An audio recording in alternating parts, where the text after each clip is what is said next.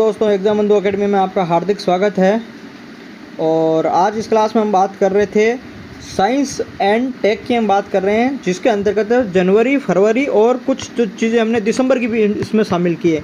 यानी इस क्लास के अंदर आपको देखने को मिलेगा दिसंबर माह, जनवरी माह और एक फरवरी माह। इन 3 महीनों की दिसंबर 2024 और जनवरी फरवरी क्या है 2025। इस 3 महीने की इसके अंदर क्या मिलेगी भैया आपको? विज्ञान व प्रौद्योगिकी। क्या मिलेगा भाई? विज्ञान एवं प्रौद्योगिकी। विज्ञान एवं प्रौद्योगिकी यानी साइंस टेक है, इसके अंतर्गत मिलेगा। अब ये क्लास किसके लिए इंपॉर्टेंट रहेगी? तो ये रहेगी आपके पटवारी एग्जाम और वीडियो एग्जाम के अंदर जो साइंस टेक का भाग है, करंट का भाग है, उसके अंतर्गत प्लस फर्स्ट ग्रेड और उसके साथ में सभी जो है वो सभी जो एग्ज़ाम जिनके अंदर करंट अफेयर्स आएगी, ठीक है, जिनके अंदर साइंस टेक आती है, उन सभी एग्ज़ाम के लिए ये इंपॉर्टेंट है। तो हमारी जो करंट अफेयर की सीरीज़ है उसके अंदर हमने पहले 4 क्लासें कर ली थी। उसके अलावा ये जो सीरीज़ है वो हम 2-2 महीने वाली सीरीज़ है, ये हम कर रहे हैं। तो उसके अंदर हम साइंस टेक से शुरू कर रहे हैं। तो उम्मीद है कि ये क्लास आपके लिए लाभदायक होगी, इसलिए आप ज़रूर देखें। यदि आप हमारे चैनल पर पहली बार आए हो तो चैनल को ज़रूर सब्सक्राइब करें, और अगर अभी तक आपने हमारा टेलीग्राम चैनल ज्वाइन नहीं किया है तो वो भी ज़रूर ज्वाइन करें। ठीक है, देखो इसमें आज की जैसे पहली न्यूज़ है, सौर ऊर्जा क्षमता को पार करके ऐतिहासिक उपलब्धि हासिल की है। यानी कितनी सौर ऊर्जा क्षमता को है वो भारत ने पार कर ली है। तो जो है वो 100 गीगावाट सौर ऊर्जा क्षमता है, वो भारत ने पार कर ली है। तो आपको याद रखना है कि भारत ने 100 गीगावाट सौर ऊर्जा क्षमता है वो पार कर ली है, और ये एक प्रकार की ऐतिहासिक उपलब्धि है भाई। ठीक है, तो 100 गीगावाट सौर ऊर्जा क्षमता आपको याद रखनी है। 29 जनवरी 2025 को इसरो द्वारा लॉन्च किए गए स्वदेशी नेविगेशन सैटेलाइट NVS-2। देखो NVS-2 स्वदेशी नेविगेशन सैटेलाइट है NVS-2। ये किस रॉकेट द्वारा प्रक्षेपित किया गया था ये आपको बताना है। ये जनवरी में किया गया था, तो ये आपको याद रखना GSLV F-15, इतना याद रखना है।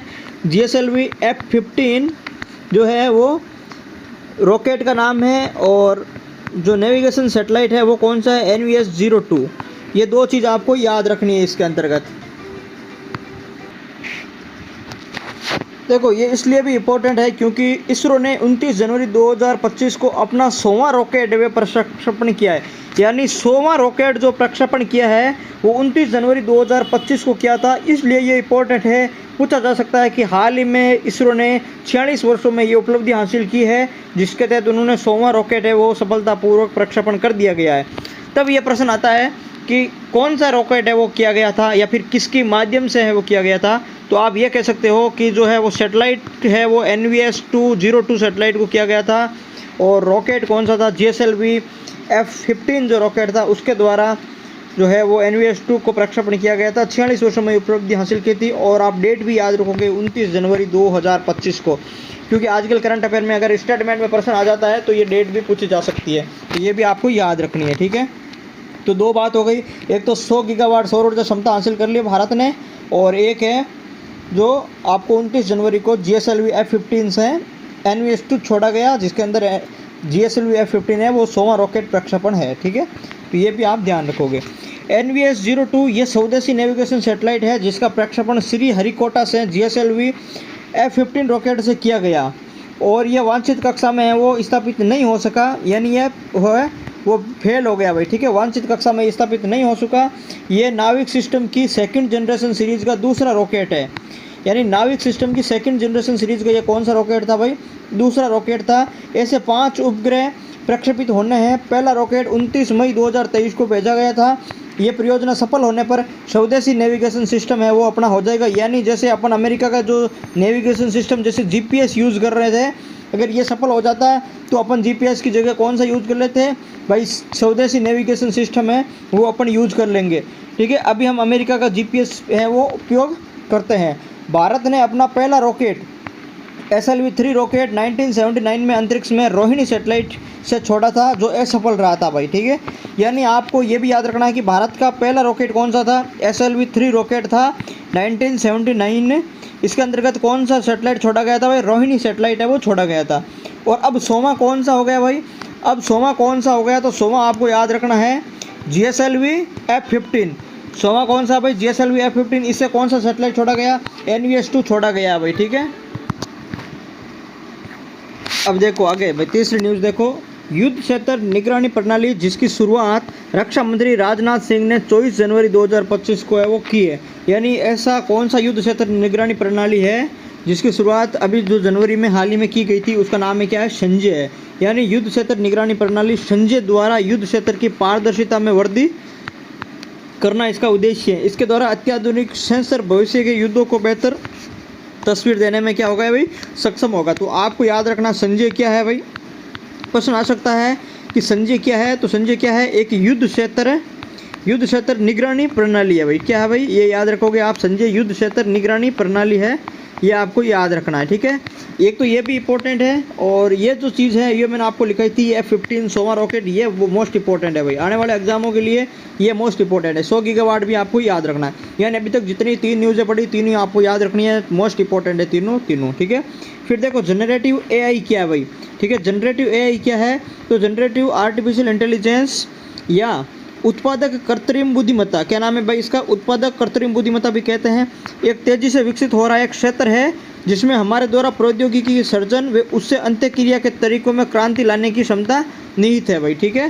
तो ये कोई इतना ज़्यादा इंपॉर्टेंट नहीं है, हालांकि आप इसको एक बार ध्यान रखना है, बाकी ये याद नहीं रखने वाली बात है। याद अभी तक वो 3 ही बातें रखनी है, ठीक है। इंटरनेशनल स्पेस स्टेशन पर जाने वाले पहले भारतीय अंतरिक्ष यात्री कौन होंगे भाई, ठीक है। यानी ISS पर, इंटरनेशनल स्पेस स्टेशन पर जाने वाले पहले भारतीय अंतरिक्ष यात्री कौन होंगे, तो कैप्टन शुभांशु शुक्ला होगा भाई, ठीक है। कैप्टन शुभांशु शुक्ला है जो पहले भारतीय नागरिक होंगे, अंतरिक्ष यात्री होंगे पहले भारतीय, जो कहाँ जाएंगे भाई, इंटरनेशनल स्पेस स्टेशन पर जाएंगे, ठीक है। इंडियन एयरफोर्स के कैप्टन ऑफिसर शुभांशु शुक्ला को नासा के एजियम मिशन के लिए चुना गया था। तो आपको याद रखना है किसका है भाई, ये अधिकारी IF का कैप्टन है, इंडियन एयरफोर्स का कैप्टन है, शुभांशु शुक्ला नाम है। और ये कहाँ से जाएगा भाई, नासा के एजियम मिशन। देखो इस मिशन का नाम भी आपको याद रखना है, ठीक है। ये जो मैं करवा रहा हूँ ना साइंस टेक 2 महीने की, इसके अंदर दिसंबर, जनवरी, फरवरी 3 महीनों की साइंस टेक है, और ये सभी आपके क्या है, आने वाले एग्जाम के लिए बहुत मोस्ट इंपॉर्टेंट है भाई, ठीक है। तो नासा एग्जियम मिशन क्या है भाई, मिशन का नाम क्या याद रखोगे, NASA axiom mission Shubhanshu Shukla air force. और कहाँ जा रहा है भाई, जो है अंतरिक्ष इंटरनेशनल स्पेस स्टेशन जा रहा है, ठीक है। शुभांशु शुक्ला इसका नाम है, वो भी याद रखना है आपको। एग्जियम मिशन नाम है, नासा का मिशन है, ठीक है। ये SpaceX ड्रैगन स्पेस क्राफ्ट को लेकर इंटरनेशनल स्पेस स्टेशन में जाएंगे, यानी SpaceX के माध्यम से जाएंगे। उसका नाम क्या है, ड्रैगन स्पेस क्राफ्ट है, ठीक है। SpaceX का जो ड्रैगन है, जो स्पेस क्राफ्ट है, उसको लेकर के ये जाएंगे कहाँ पर है, ISS में, ठीक है।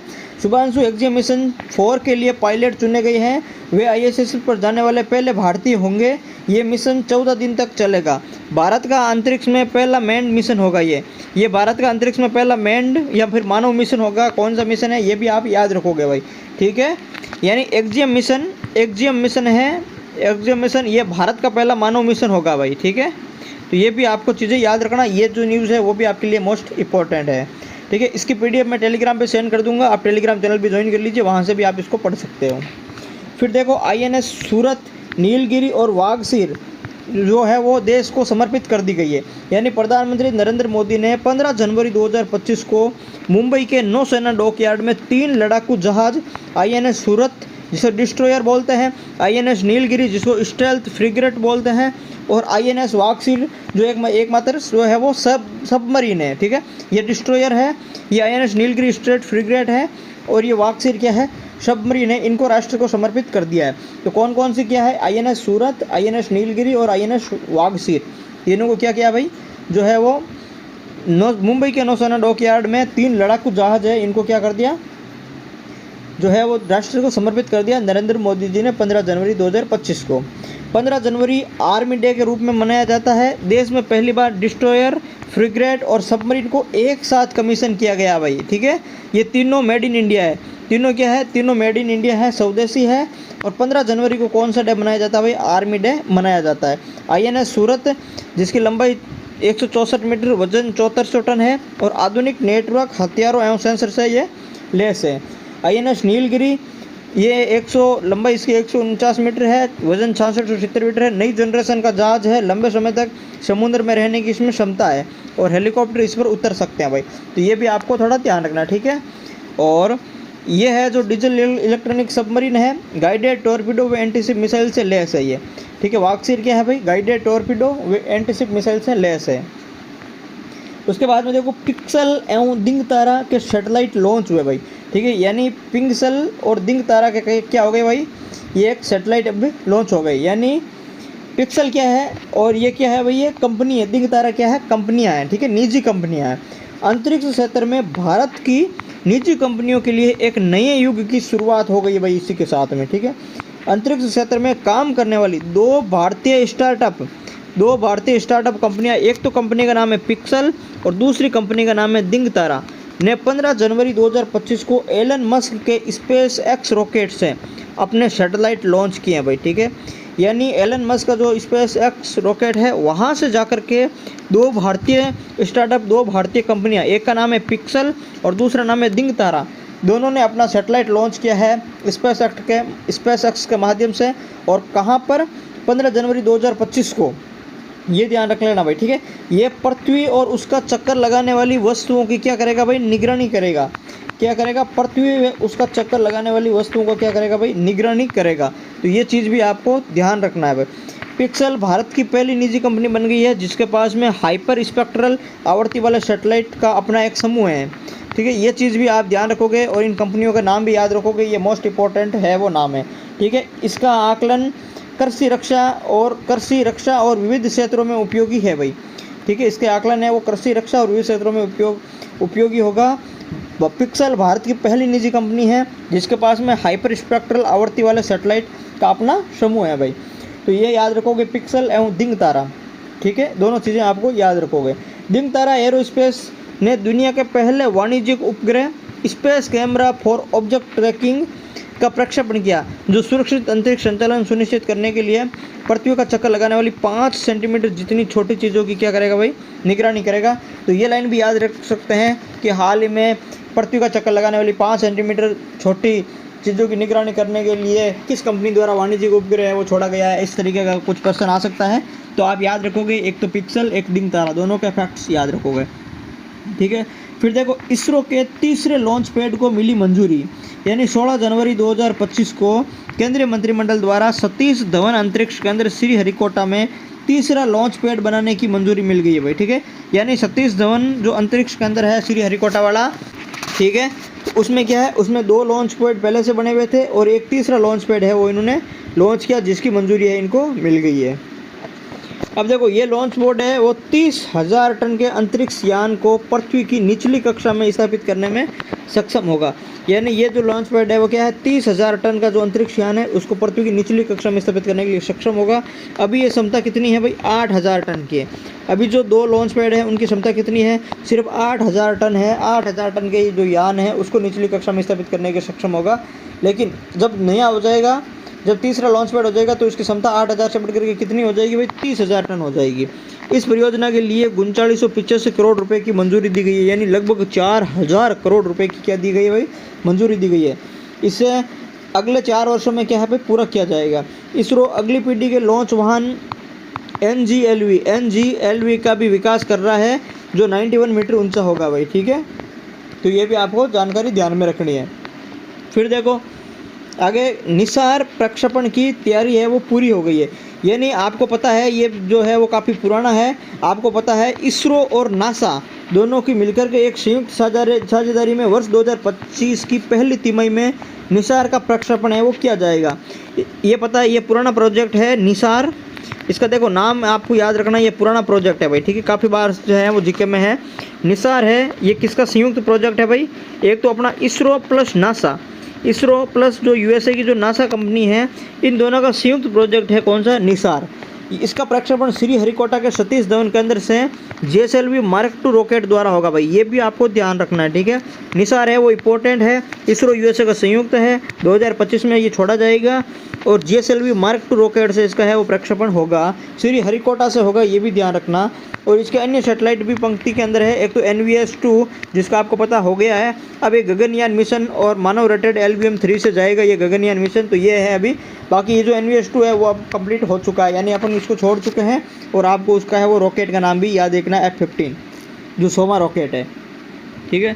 फिर देखो ह्यूमन मेटान्यूमो वायरस, ये ह्यूमन मेटान्यूमो वायरस क्यों चर्चा में रहा था? जनवरी 2025 में देश के कुछ राज्यों में इस वायरस के लक्षणों वाले मरीज है वो पाए गए हैं। ये एक सामान्य फ्लू के लक्षणों वाला वायरस रोग है, तो आप इसका नाम याद रखना, ह्यूमन मेटान्यूमो वायरस। उसके बाद में देखो युद्ध अभ्यास शिनबेक्स युद्ध अभ्यास है, ये किन किन देशों के मध्य हुआ था शिनबेक्स, तो ये भी आपको ध्यान रखना है। भारतीय सेना और कंबोडियाई सेना, कंबोडिया और भारत के मध्य शिनबेक्स किन के मध्य होता है भाई, याद रख लेना, मोस्ट इंपॉर्टेंट है, कंबोडिया प्लस भारत, ठीक है। शिनबेक्स युद्ध अभ्यास है कंबोडिया प्लस भारत के मध्य है। आयोजन पुणे में हुआ था, 1 से 8 दिसंबर के मध्य हुआ था। दोनों देशों की सेनाओं का टेबल टॉप अभ्यास का ये पहला संस्करण है भाई, ये लाइन याद रखना आप, दोनों देशों की सेना का टेबल टॉप अभ्यास, ठीक है। टेबल टॉप अभ्यास का पहला संस्करण कौन सा संस्करण था? शिनबेक्स है वो था, पुणे में हुआ था, दिसंबर में हुआ था, भारत और कंबोडिया के मध्य हुआ था, ये दोनों याद रखोगे। विश्व एड्स दिवस कब हुआ था भाई? 1 दिसंबर को विश्व एड्स दिवस मनाया जाता है। इसकी थीम आपको है वो थोड़ी याद रखनी है, इसकी थीम आपको याद रखनी है भाई, विश्व एड्स दिवस की 1 दिसंबर को मनाया जाता है। सही रास्ता अपनाएं, मेरा स्वास्थ्य मेरा अधिकार। देखो विश्व एड्स दिवस है, उसकी जो 1 दिसंबर को मनाया जाता है, 1 दिसंबर 2024 की जो थीम थी, सही रास्ता अपनाएं, मेरा स्वास्थ्य मेरा अधिकार, ठीक है। तो ये चीज़ भी आपको याद रखनी है। उसके बाद में देखो युद्ध अभ्यास हरिमऊ शक्ति, युद्ध अभ्यास कौन सा भाई? हरिमऊ शक्ति है, ये भारत मलेशिया का संयुक्त सैन्य अभ्यास है, यानी हरिमऊ शक्ति किस किस का है भाई? भारत मलेशिया का है, ठीक है। शिनबेक्स कंबोडिया हो गया, और जो है हरिमऊ शक्ति कौन सा है? भारत मलेशिया का है। मलेशिया के पेहांग जिले के बेंटोंग केप में वो आयोजित हुआ भाई, ठीक है। मलेशिया के पेहांग जिले में बेंटोंग कैंप में ये आयोजित हुआ था, 2 से 15 दिसंबर 2024 तक ये आयोजित हुआ था, तो ये भी आपको इसमें अंदर ध्यान रखना है भाई, ठीक है, ठीक है। मलेशिया के पेहांग जिले के बेंटोंग कैंप में आयोजित हुआ था। उसके बाद में देखो इसरो द्वारा 5 दिसंबर 2024 को यूरोपीय अंतरिक्ष एजेंसी के प्रोबा 3 मिशन का, देखो इसरो द्वारा दिसंबर 2024 में यूरोपीय एक अंतरिक्ष एजेंसी है, उसका प्रोबा 3 मिशन है, उसका सफलतापूर्ण प्रक्षेपण किस रॉकेट द्वारा किया गया था? यानी यूरोपीय अंतरिक्ष एजेंसी भारत आई और उसका मिशन था प्रोबा 3 मिशन, और उन्होंने इसरो से कहा कि भाई हमारा जो ये मिशन है प्रोबा 3 मिशन, ये इसका जो प्रक्षेपण है ये आपको करना है, अपनी रॉकेट द्वारा करना है। भाई इंडिया ने कहा कर देंगे, तो इंडिया ने जो है वो उसने पूछा कौन सी रॉकेट से करोगे, तो इंडिया ने कहा PSLV C-59 से करेंगे भाई, ठीक है। PSLV C-59 से हैं वो करेंगे, तो PSLV C-59 से प्रोबा 3 मिशन है, उसका प्रक्षेपण किया गया था, और ये यूरोपियन अंतरिक्ष एजेंसी का प्रक्षेपण है भाई, ये आप याद रखोगे, पहली लाइन याद रखोगे। प्रोबा यानी project for on board anatomy है, इसका नाम मिशन हैगा, project for on board anatomy इसका मिशन का नाम है। 5 दिसंबर 2024 को किया गया था, श्रीहरिकोटा से सतीश धवन केंद्र से किया गया था। रॉकेट का नाम PSLV C-59 है, और यूरोपियन स्पेस एजेंसी का सोलर मिशन है जो सूर्य के रहस्यों का पता लगाएगा भाई। ये कौन सा मिशन है? प्रोबा 3 मिशन है, वो कौन सा मिशन है? सोलर मिशन है भाई, ठीक है। तो ये आपको ध्यान रखना, कौन सा मिशन है? सोलर है, सूर्य के रहस्यों का है वो पता लगाएगा। उसके बाद में देखो नौसेना दिवस, नौसेना दिवस कब मनाया जाता है भाई? 5 दिसंबर को नौसेना दिवस ओडिशा के पुरी के ब्लू फ्लैग बीच पर है वो मनाया गया था। कहाँ पर मनाया गया था भाई? पुरी के ब्लू फ्लैग बीच पर मनाया गया था ओडिशा के। तो 5 दिसंबर को नौसेना दिवस था, और आपने कहा था 15 जनवरी को कौन सा दिवस था भाई? आर्मी डे था, ठीक है। 15 जनवरी को कौन सा था भाई? आर्मी डे था। INS तुशील क्यों चर्चा में था? तो 9 दिसंबर 2024 को रक्षा मंत्री राजनाथ सिंह ने अत्याधुनिक युद्धपोत INS तुशील को भारतीय नौसेना में क्या किया भाई? शामिल कर दिया था। तो 9 दिसंबर को भारतीय नौसेना में ये क्या हो गया भाई? शामिल हो गया। INS तुशील इसका क्या है? नाम है, ठीक है। तो ये चीज़ भी आपको ध्यान रखनी है। उसके बाद में देखो युद्ध अभ्यास, ये सिलिनेक्स है, इसको हम बोलते हैं क्या बोलते हैं भाई? सिलिनेक्स बोलते हैं, SLINEX जो है एक्सरसाइज है, युद्ध अभ्यास है, इसको है वो सिलिनेक्स भी बोलते हैं, ठीक है। सिलिनेक्स भी बोलते हैं, तो ये भारत और श्रीलंका के मध्य भाई देखो, असल श्रीलंका इंडिया जो है वो एक्सरसाइज है, तो भारत और श्रीलंका की नौसेनाओं के मध्य भाई, ये भी याद रख लेना, ठीक है। भारत और श्रीलंका की नौसेना के मध्य है, वो कहाँ आयोजित हुआ था, ये दिसंबर में आयोजित हुआ था, विशाखापट्टनम में है वो आयोजन इसका हुआ था। उसके बाद में देखो, कैंसर वैक्सीन बनाने वाला दुनिया का पहला देश कौन सा भाई, रूस, ठीक है।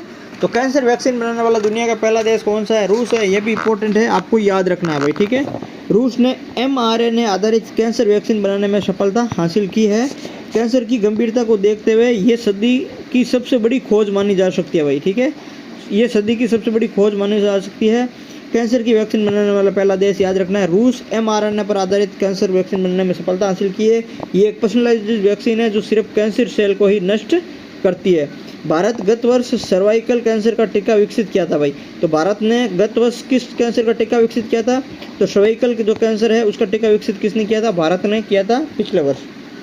देखो, युद्धाभ्यास सूर्य किरण भारत और नेपाल के मध्य है, 18वां संस्करण था, लुम्बिनी में था, ये आप सभी को पता है। भारत और सूर्य किरण, भारत और नेपाल के मध्य कौन सा युद्धाभ्यास होता है, सूर्य किरण होता है, इंपॉर्टेंट रखना। देश ज़्यादातर युद्धाभ्यास में देशों का नाम याद रखना है, और जो युद्धाभ्यास अपने भारत में या राजस्थान में हुआ है, ठीक है, उनका है वो जगह का नाम भी याद रखना। मुख्यतः राजस्थान की जगहों का नाम तो आपको याद रखना ही रखना है भाई, ठीक है, ये तो पूछा जाता है। 30 दिसंबर 2024 को इसरो द्वारा लॉन्च किया गया स्पेसएक्स मिशन, ये जो मिशन है ये भी काफ़ी इंपॉर्टेंट है भाई, ये भी काफ़ी चर्चा में मिशन रहा है।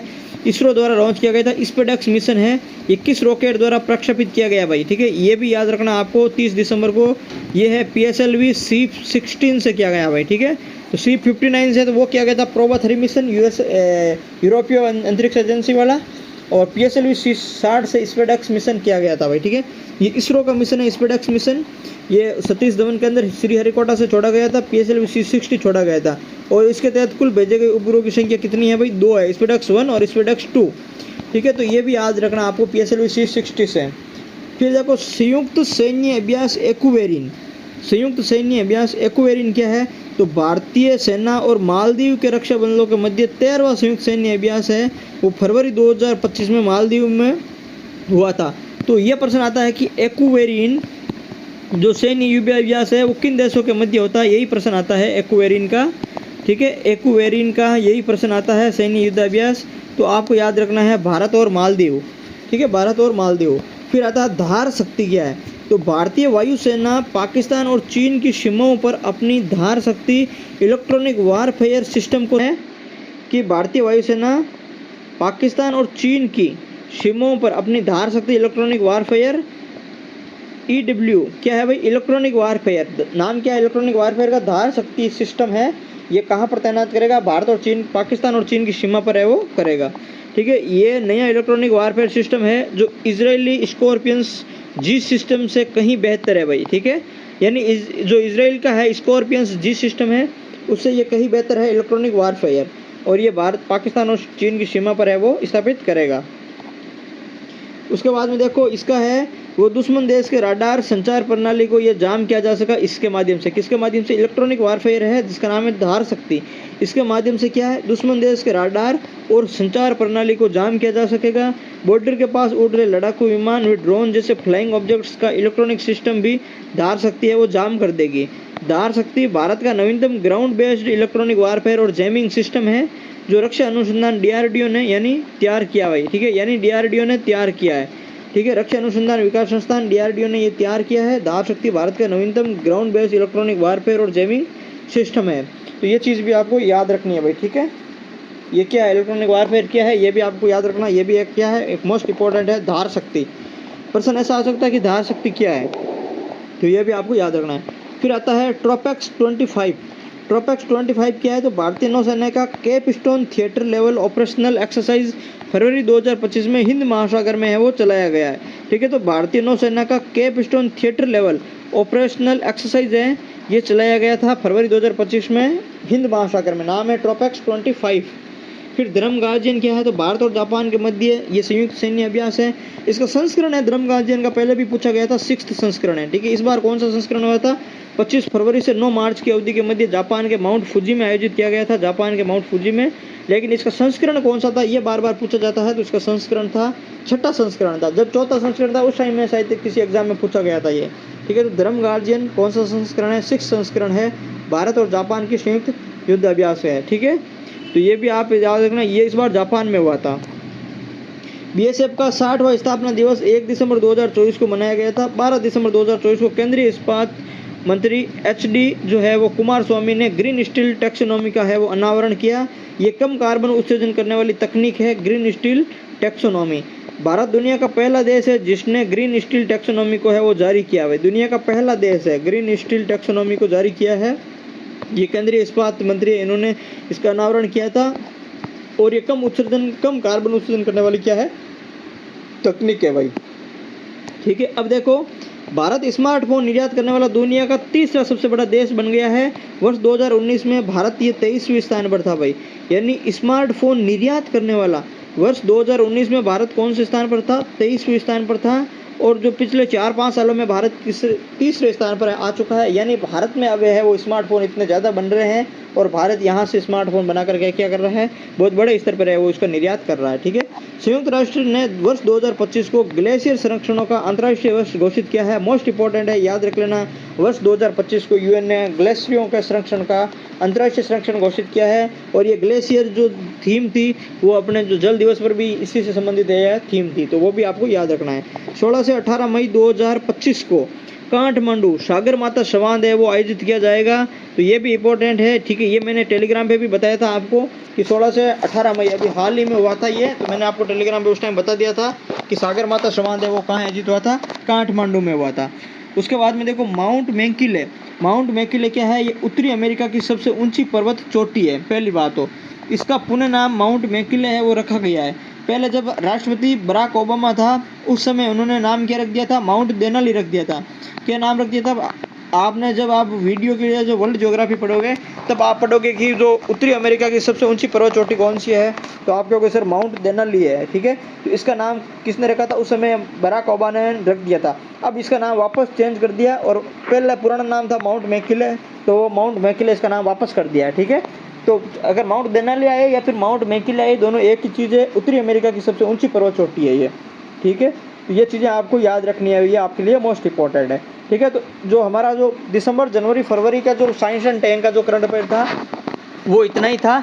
और पिछले 3 महीनों के अंदर, यानी इन 3 महीनों के अंदर इतनी सारी महत्वपूर्ण जो है वो करंट अफेयर जो साइंस टेक की घटनाएं हुई थी, ये सभी क्या है, इतनी इंपॉर्टेंट है कि किसी न किसी एग्जाम में यहाँ से प्रश्न है वो ज़रूर आएगा।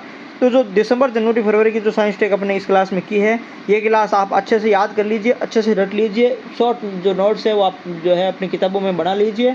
जब नेक्स्ट वीडियो के अंदर हम हैं वो इसके आगे का जो पार्ट है, जैसे हम मार्च और जो है अप्रैल है, उन दोनों की करंट अफेयर्स जो है वो साइंस टेक करेंगे। फिर मई जून का एक साथ में कर लेंगे, 2-2 महीनों का इससे एक साथ में अपन इसको चीज़ों को है वो करते चलेंगे। ठीक है, तो आप इसको एक बार ज़रूर देखें और उसके बाद में आप है वो अगर वापस रिवीजन के लिए अगर आप इस चीज़ को यूज़ करो तो आप जो द्विवार्षिक मुम्मल आती है वो भी आप इस चीज़ के लिए पढ़ सकते हो भाई। ठीक है, तो वो मैंने आपको टेलीग्राम पे भी बता रखा है कि करंट अफेयर का सोर्स है, आपको क्या क्या पढ़ना है। और इसके अलावा आप है वो मेरी ये क्लासें ज़रूर देखें।